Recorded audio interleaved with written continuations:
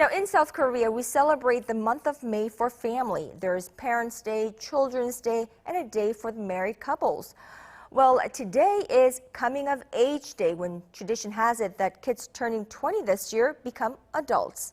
As part one of our series on Family Month, our Lee Min-sun went to a ceremony for Coming of Age Day, and she filed this report. The third Monday of May is celebrated as Coming of Age Day for young South Koreans marking their transition to adulthood. This year, some 630,000 people born in the year 2000 are starting a new chapter of their lives, which was celebrated at the Seoul Donhwamun Traditional Theater.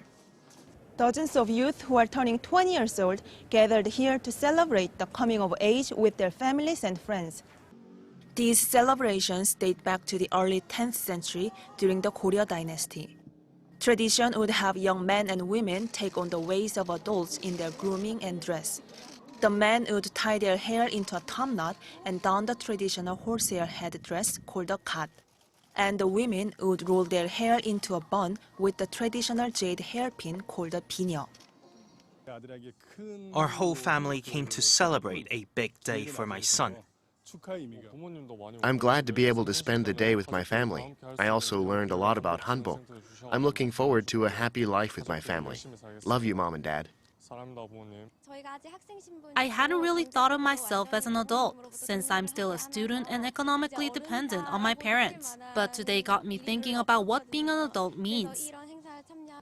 Participants made their own hairpieces and listened to a brief lecture about the history of this day and their responsibilities and duties as grown-ups.